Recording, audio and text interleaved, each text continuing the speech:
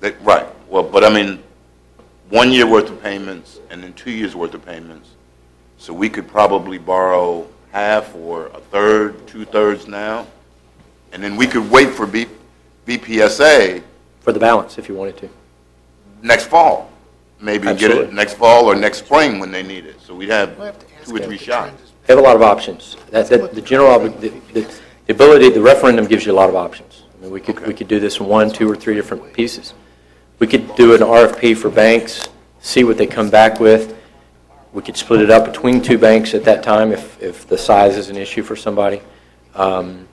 If we didn't like what we received, we could throw those out and we could go do a public issuance in your name, go get a bond rating if you're ready to do that. That's your call as to whether we want to go, if you're ready to go out and get your first rating. Mr. Akers, Jr.? Yeah, I would just think, I was going to say what Porter just said is the fact that I was under the impression we were going to go out to the banks first and to see what kind of rates they were offering to us, maybe a couple of banks, and see what kind of rates. And then we would determine at that point as to whether they were favorable enough for us to say, let's commit to the whole $25 million or whatever the number is to the banks that they'll loan us to us at a rate that is less than what we've talked about here. And that's a good point, because you've been saying that we couldn't get a fixed rate more than 10 years probably. Maybe. But if I borrow $10 million from you right now, will you give me a fixed rate if I borrow the other 15? I mean, that's a bargaining tool I'm doing with the Possibly. bank. There's a possibility they might say, we will guarantee you a rate if you close within 6 months, but they might add a premium to it. Maybe they say it's going to cost you an extra 25 basis points. But that's the option. We call that a forward rate. Yeah, I mean, that's a possibility as well. The bank is there to do business and make money. Sure. But if they're only going to make money on $10 million, and I'm going to borrow another 15, I've got to, wish I could turn the camera off, I've got a bargaining tool to say, I've got 15 million more dollars to borrow. If you give me this rate, you can have my business. Right. But keep in mind, some banks may say, I'm only going to lend you 10 because that kind of hits my limit of how much I can lend to any one entity too. So there's a little, but there are entities who might be willing to do the full 25. We did a bank placement with Spotsylvania last year. I think it was 18 million. So we've seen banks go out and borrow more than the 10, 12 that we normally see, or less than 10. What's been the trend on VPSA? In terms of? I mean, over the last 2 or 3 years, the twice a year, has it trended up or has it stayed pretty much level, interest rate wise? They pretty much follow the market in terms of how they trade versus the AAA MMD.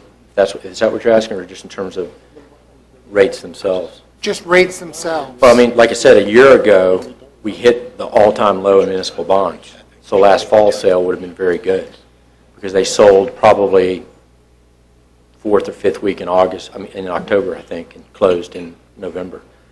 So they would have been real close. The bottom of the market was like November, mid-November of 12, somewhere in there. So that was very good. So it just depends. Again, it's not as much VPSA as it is the cycle of the market and where rates are when they get there. They have a very static, set schedule. And you might recall, that's the way we finished off the Ladysmith Elementary bonds. We went to VPSA. What is the time limit that you can restrict the banks to respond to your RFP? That's a great question, Mr. Akers. We like to, if we're going to do this, put it out in an RFP term sheet format, give them about 2 weeks or more is what they would like. Once we get a number back from them, it's generally good for about 30 days. Sometimes we can push them to 45 if we need to. Do we have 2 weeks between the next meeting, and the next meeting is like on the 25th, I believe, or something like that. So it's a little less. Yeah, that'd be a than 2 little weeks. quick. If you said go now, we could get one out. Are you having a December meeting? Yes. We could come back to you on the 10th with some rates. And if you're willing to move forward at that point, you don't have, I'm guessing, a second meeting in December. I guess we could have bond counsel have a resolution ready to approve it. So if you wanted to, you just approve it that night, and we basically we could close by the end of the year at that point. Right, and then excuse me, and then we're still just taking the gamble, which you said is maybe we'd spend $200,000, wait until June to start. Right. Which would be a lot less if the rates go up a point. If we closed in December and we used payment dates of like January and July, we could push the first interest to July so that we wouldn't hit your 14 budget. And so you'd have a big lump of interest due in July on the first one, and you wouldn't have earned that much on it at that point. And then by that point, the schools would be starting to draw out of it. And that's not bad because we're going to do budget, change the tax rate, and get a bump from our June tax collection, which would help us pay that Yes. July bill. Right?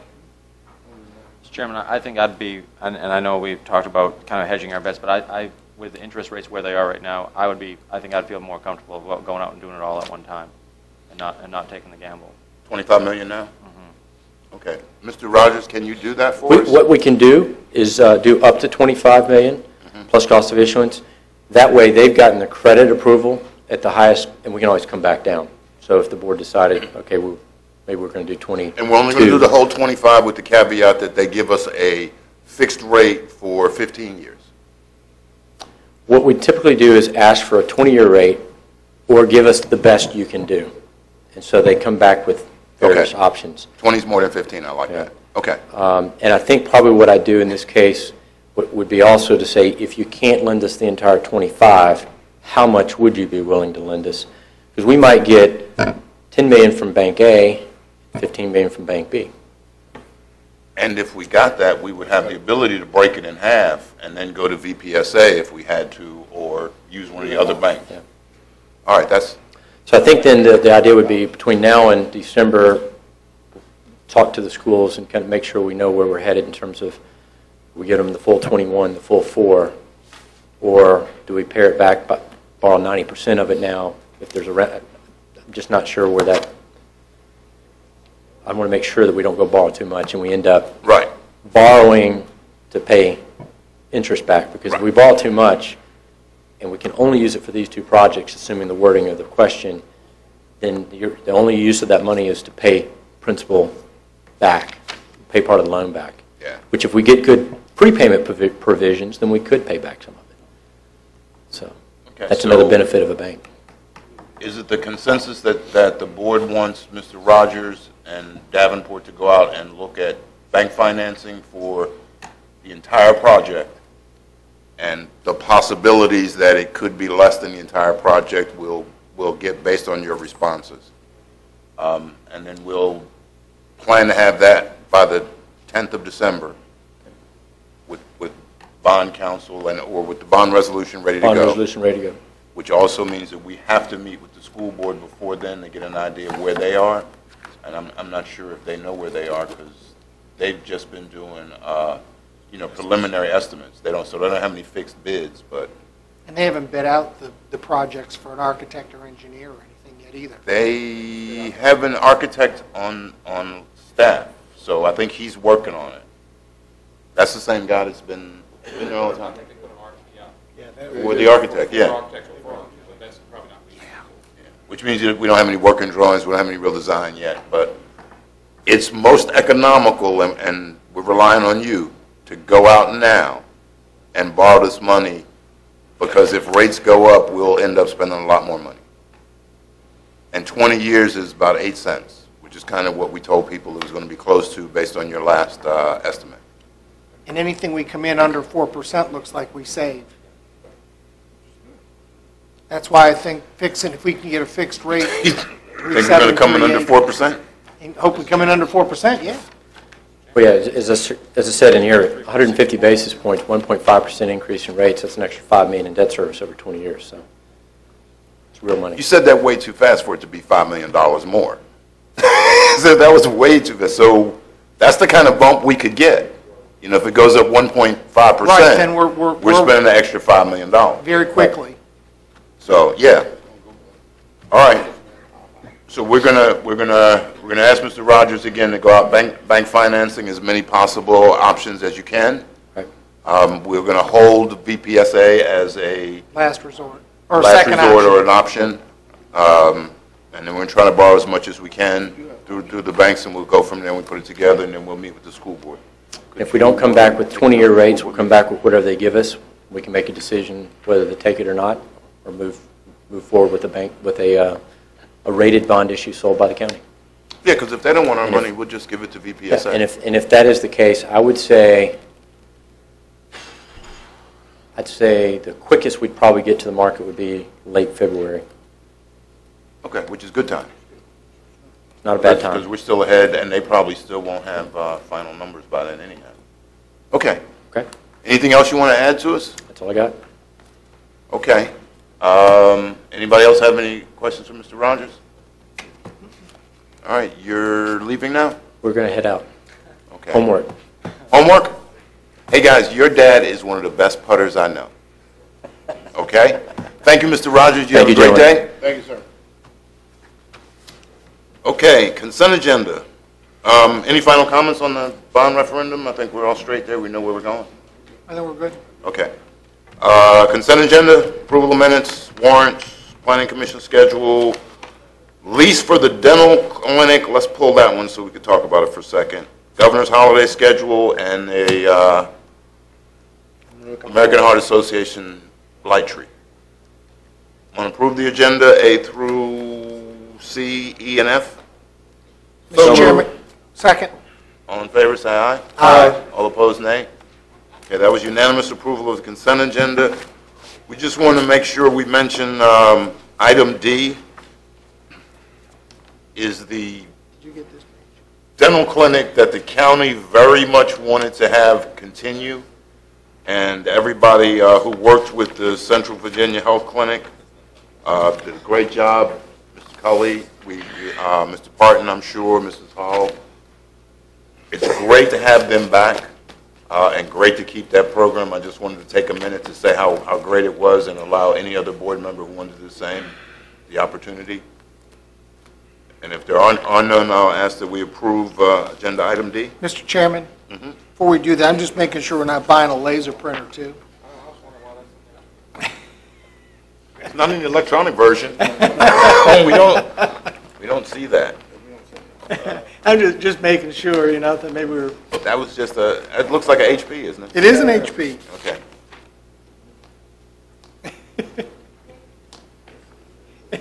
It looks like a page that got...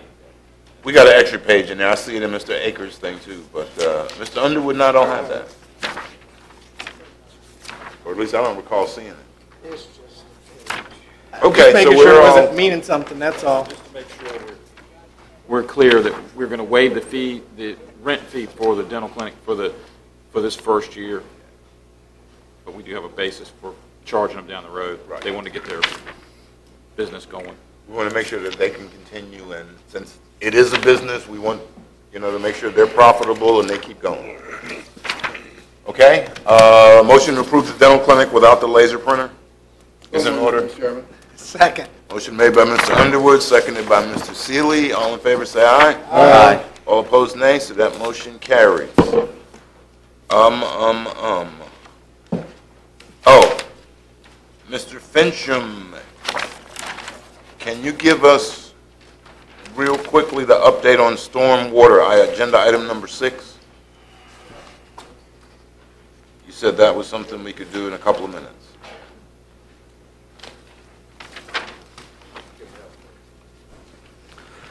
Mr. Chairman, members of the board, you have as a handout tonight staff's first effort at a draft of a stormwater regulations to meet the requirements of the Commonwealth of Virginia to establish a stormwater program.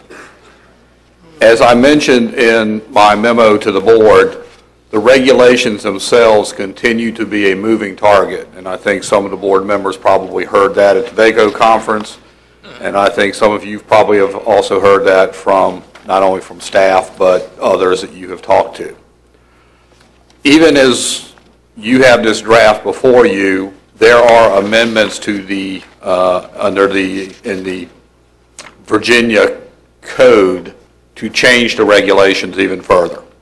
So we're not sure at this point in time what the end product will be, yet we are still charged with preparing an ordinance to forward to DEQ.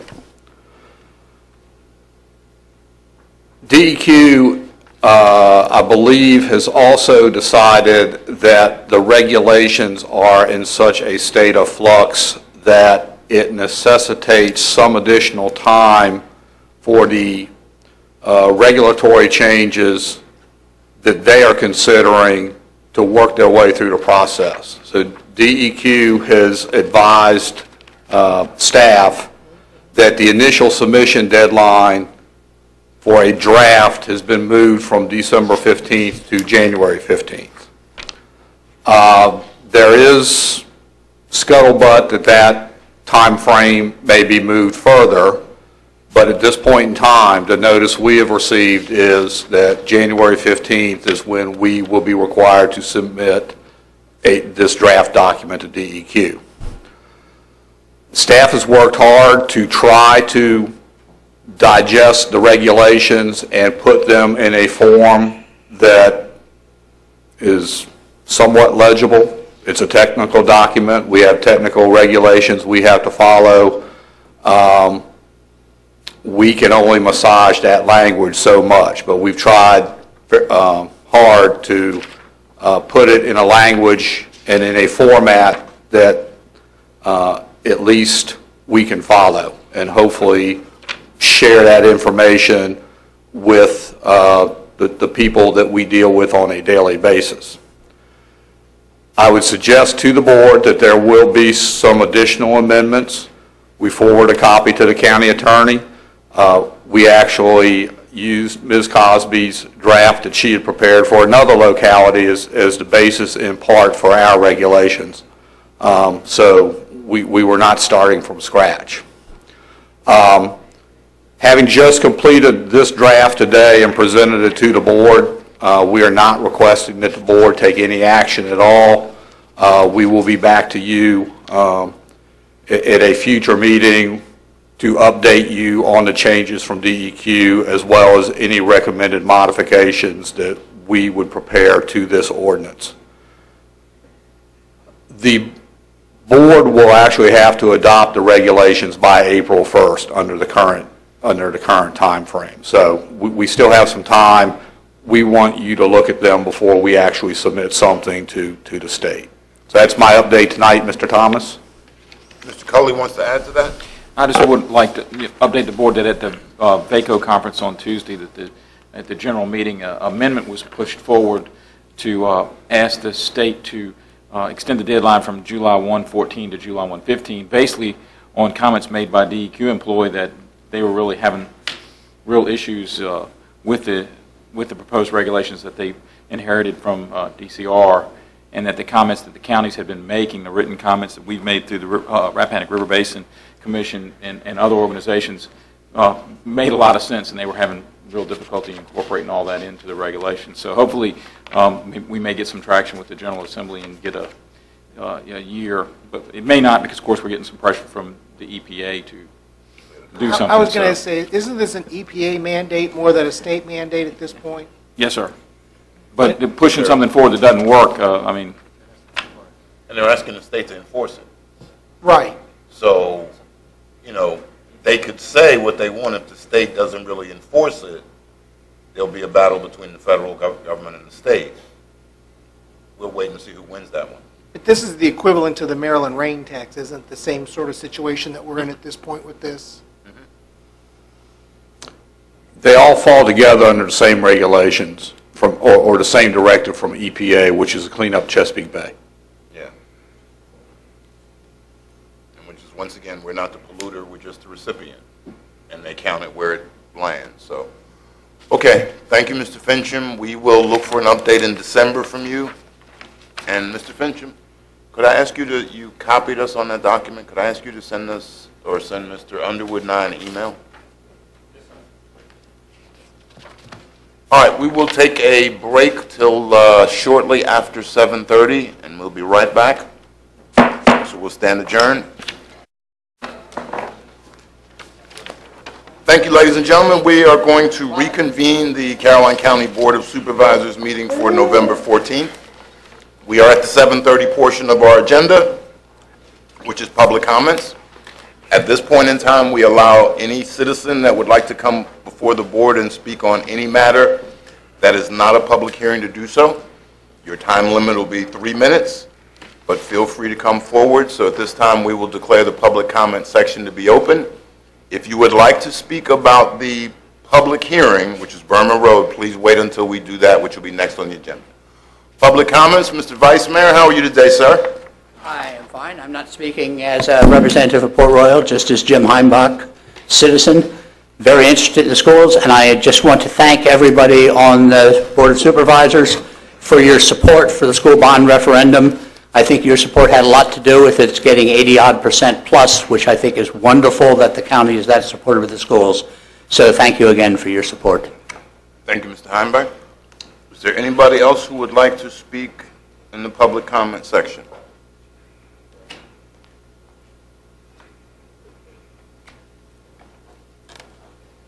Good evening. Mr. Harrison? My name is Jervis Harrison, and I'm here this evening representing Mr. Larry Silver, who many of you know owns the 1,200-acre Moss Neck Farm property. And I actually wanted to just give you a few comments about the property manager's residence, which I know is on the agenda for discussion tonight, but it's not a public hearing item. You know, we've had a chance to read the draft ordinance, and we are in support of that ordinance. There are a few minor concerns, but basically we're in support of that ordinance. The minor concerns has to do with the fact that it appears that some of the standards that govern the property manager's residence has a provision that in order to qualify for one of those facilities, the estate property has to be either designated as Virginia or National Register property. And while, you know, we don't really have any major problems with that, we think that the protection or the allowance for or manager's residence should also be afforded larger states that may not be on the National Register or the Virginia Register. And we'd like to encourage you to look at that provision or look at that consideration as you go forward. The benefits of a property manager's residence for an estate could be the same for a large estate property that's designated historic and those that may not be designated historic. And many of you may know that Mr. Silver does plan to build a large estate home at the Moss Neck property. And he also plans to hire a fully trained professional to oversee that property. It will have large gardens and amenities. And so we hope that you will take into consideration that the property manager's residence is something that could benefit larger states, whether they're on the National Virginia Register of Historic Places or not. Thank you very much. Thank you, sir. And Mr. Harrison, just for the record, you are a resident of Fredericksburg, Spotsylvania? Fredericksburg, Virginia. Okay. Thank you, sir. Is there anyone who else would like to speak regarding public comments? Anyone else who would like to speak as part of public comments? Anyone else who would like to speak as part of public comments? Hearing none, we will declare the public comment section closed. We will take up Mr. Harrison's questions, I'm sure, a little point later in the agenda. And thank you, Mr. Heimbach, for giving the Board of Supervisors credit. Really, the credit belongs to the citizens of the county. I do, on that note, need to make sure that we all understand what a shining example Caroline is, especially when compared to Washington. I want to commend the chair of the Democratic Committee of Caroline and the chair of the Republican Committee of Caroline. Mr. Jeff Seeley is the chair of the Republican Committee, and Matt Rowe is the chair of the Democratic Committee. They published a joint letter saying that they supported the schools. So I think it's great that we all got behind this, and they both deserve kudos. So nothing else with that. We will move forward to public hearings. Mr. Fincham, we have but one public hearing, and that's the proposed abandonment of a portion of Route 766 Burma Road.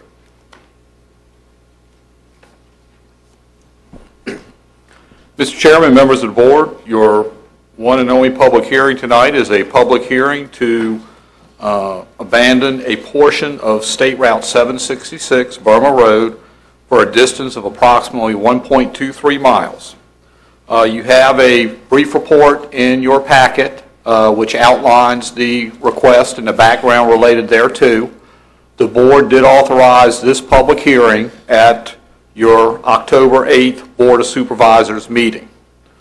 You also have attachments from the affected property owners, Mr. and Ms. Shelton, as well as a letter of support from Fort A.P. Hill. You have an amended resolution that was handed out at your desk a little bit earlier this evening. We received some additional comments from VDOT, and we have incorporated that change in language in the resolution.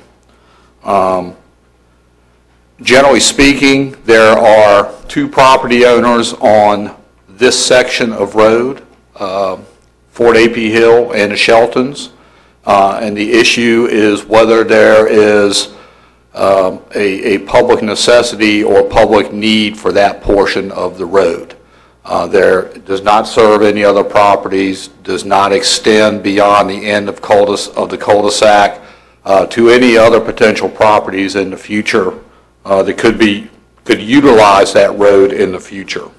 And I believe VDOT has also looked at it, and as I understand, will take up this request if the board forwards the approval of the abandonment to them. With that, I'll address any questions that the board may have. Questions at this time for Mr. Fincham? No questions at this time for Mr. Fincham? Mr. Fincham, before you go, I have one quick question. In the letter for the statement from the colonel at Fort A.P. Hill? Yes, sir. He mentions that the Fort A.P. Hill Emergency Services, Installation Security, Range Operations, and Public Works should have access to A.P. Hill property from that road. Do we need a proffer or something to say that's going to happen, or is that a private arrangement between the landowner and the United States Army?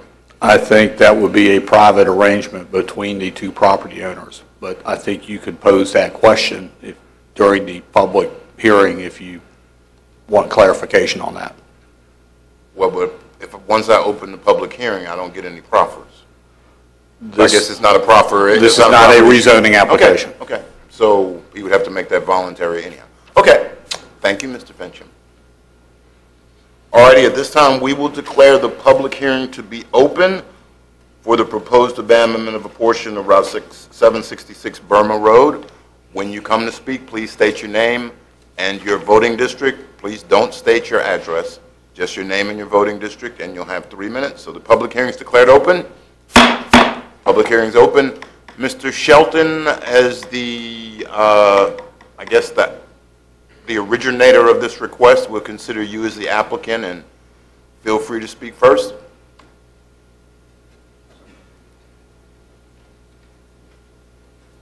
Mr. Chairman, members of the board, my name is Gil Shelton. My wife and I live in the Port Royal District of Caroline County, adjacent to the road segment petition for closure to public traffic. The petition that you have sort of speaks for itself, but just to summarize, the VDOT regional representative immediately approved the petition, further stating that VDOT should have recommended this several years ago to eliminate the expense of their maintaining a private road ending in a cul-de-sac. They also noted there were no ingress-egress outlets other than one private driveway, which is ours. Excuse me. AP Hill owns one side of the road for the entire length of the road petition and has approved the closure to the public for reasons of safety and security of their personnel and property. There was a major case in 2011, 2012, when 3 terrorists were arrested, prosecuted, and they planned to drive vehicles onto Quantico's property and, quote, to kill Marine officers, their wives, and their children.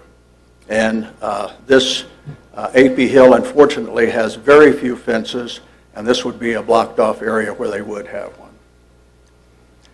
Next, my wife and I own the other side of the entire length of the road, which is adjacent to our property and the private residence, and we request approval of it for reasons of safety, security, and the protection of our privacy. No one else has ownership or easement rights to that segment of the road. And I respectfully request that you approve the petition before you. Thank you. Thank you, sir. I'll answer questions if you have any. We will finish the public hearing, and then we'll probably get back with questions. Thank you, Mr. Shelton. Is there anyone else who would like to speak regarding this matter? If you would, please come forward.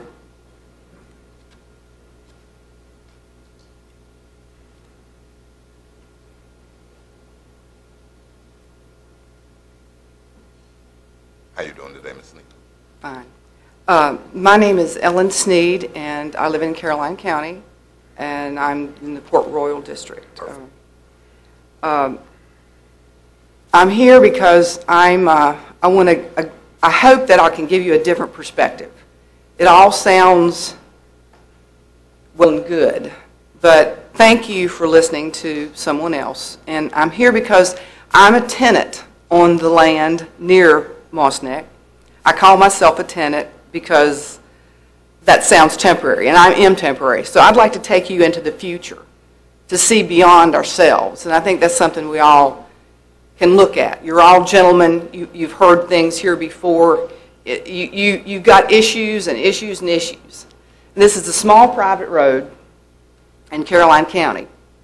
But what I'd like to say is there's 2 signs on my stretch of 17 that I'd like to talk about. The first sign is welcome to Caroline County.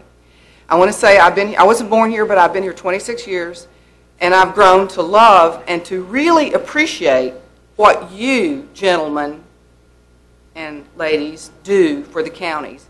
I've been in here a few times, not many, but you hear things from the public, from residents, from people, and you hear things presented different ways. So I'm here to say this. I'm proud to be in Caroline County. There's another sign up the road which says, it describes, and it was put up by the Commission of the Conservation and Development Commission in 1928, and it's a sign about Jackson's headquarters, which were on the estate of Moss Neck Plantation. Well, that's very important too. It's something maybe you can't see. It is a private residence, but maybe you don't see that it's important. Let's go back in history. That place was built by people who probably owned other people. Now that's a different time, isn't it? When you can own other people. That's a different time. Well, we're going to go into another different time, but in this time, places like that, and it is a private residence, and I respect privacy and safety, but yet, as someone who lives there, I don't want to see it closed. You're going to take the view. Okay, privacy is one thing, but to take the view from the public, it's a beautiful place. It's stunning. It's stunning. But if you privatize the road for convenience, for the AP Hill or whatever, then then it's cut off. We have no freedom to see it. So it's not so much personal that I like to walk down the road. I do. It's a lovely place. But you can't solve the problems that are on the road completely. So, but do take into consideration that if you make a decision like this, it stops people from seeing something very important to us in the future. So that's my perspective. It's different from the other people here, I'm sure. But I just wanted to take you through my thoughts on it, and I appreciate your time. Let me see if I had anything else to say. Mrs. Sneed, you have exceeded your time, but if you'd like to summarize, you may do so. Well, I guess the last thing I'd like to say is that Gil and Judy Shelton have fought hard to preserve the beauty and the viewshed of Caroline County, and it may be time for them to welcome those who would like to view their mansion from a public road. Thank you. Thank you, ma'am. Is there anyone else who would like to speak regarding this matter?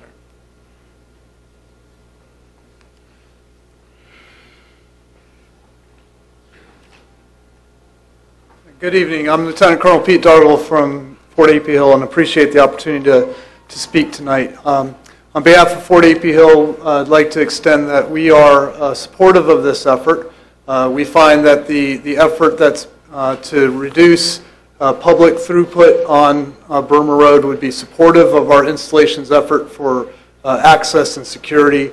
As you well know, 76,000 acres of Fort A.P. Hill is hard to put a fence around completely. So the advantages of reducing public traffic along this route will absolutely support Fort A.P. Hill's efforts to maintain a safe and secure environment. And with regard to access, we would absolutely coordinate with the landowner, currently Mr. Shelton, or future landowners as required, and that access would only be necessitated by emergency or contingency basis. It would not necessarily have to be on a daily or routine matter. So that would be coordinated between the installation and the landowner. So again, APL is supportive of this effort and appreciate the time. Thank you. Thank you, Colonel, and thank you for your service, sir. Is there anyone else who would like to speak regarding this matter?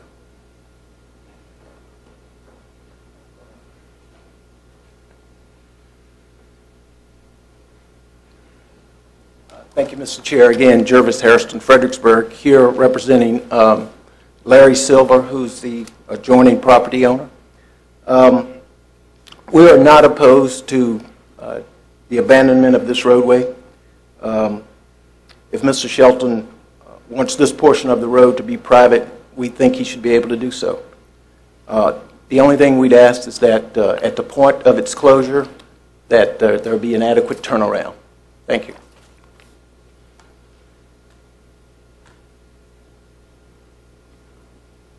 Is there anyone else?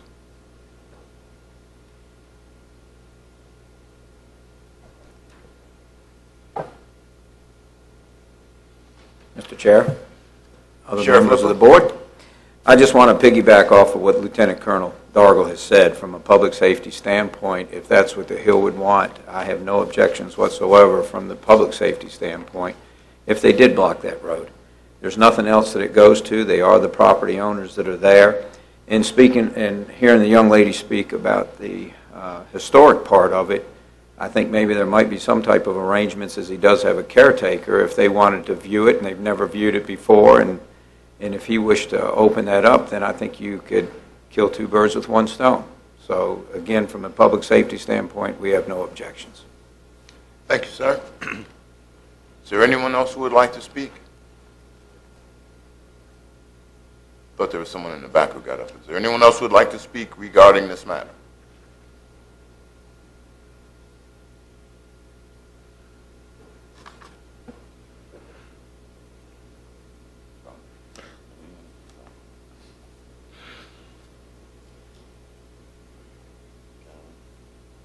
Alex Long, Port Royal District. I'm very much familiar with Moss Neck because I brokered that sale, and also familiar with the fact that the mansion and that ground is subject to an easement to the Virginia Landmarks Commission.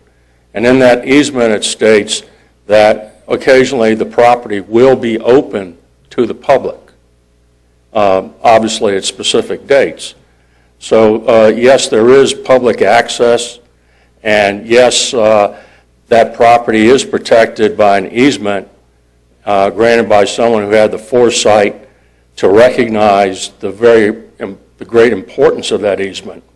And by removing that section of road from Caroline County's road maintenance, then scarce resources are then available to put to other areas. And that road is a high-maintenance road. It's essentially a dirt road with a little bit of gravel on it that is very serpentine, and it washes out easily. By closing that off, as the Colonel stated, Fort A.P. Hill is better protected, and the Fort A.P. Hill can spend less resources patrolling because that section of road is removed. And indeed, that is a priority to protect our troops, because not only what happened or might have happened at Quantico, but what did happen at Fort Hood. Those are the kind of realities we live with. And indeed, if this board can do something to help advance the public good with regard to helping our troops, that is a public good. Thank you very much. Thank you, sir. Is there anyone else who would like to speak regarding this matter? Is there anyone else who would like to speak regarding this matter? Is there anyone else who would like to speak regarding this matter? Hearing none, the public hearing is declared closed. Mr. Shelton, may I ask you to come forward again, please? I want to ask you a question that came up during the public comment section.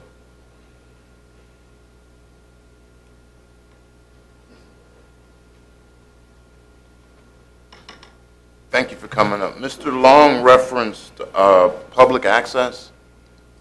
I'm sorry, sir. Mr. Long referenced public access. Yes. How does that work now? Public access to the road? To your, I think he was referring to your house. So you can actually see your house.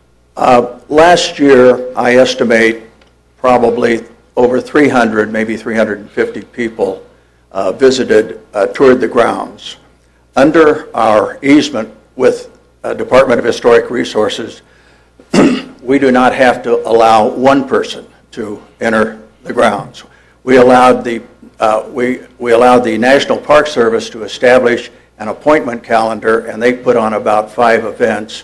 One event, Sunset at Moss Neck, drew over 200 people, at which point we opened the gates, and people toured the property, the cemetery, and so on. So we basically allow public access through the, and we have been allowing it through the Park Service. We've had other groups, we've had schools in the past also say they would like to see it, and you know, we're quite happy to accommodate it.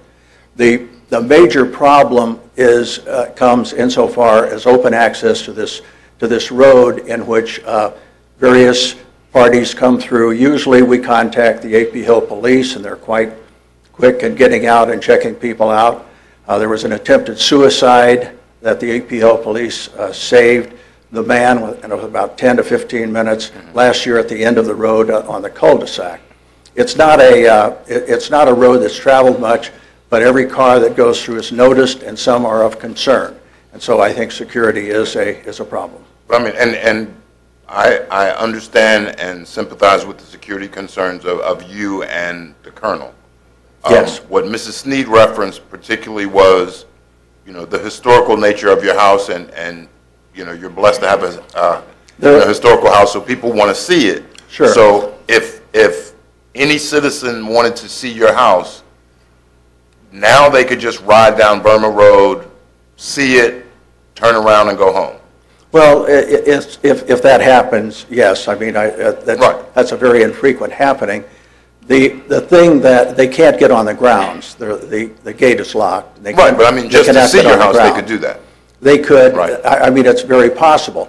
There are 6 houses along the river, and I believe we are the only house with public access by it that is on the National Register. I mean, 6 houses on the National Register. And I think we're the only one. Camden does not have it.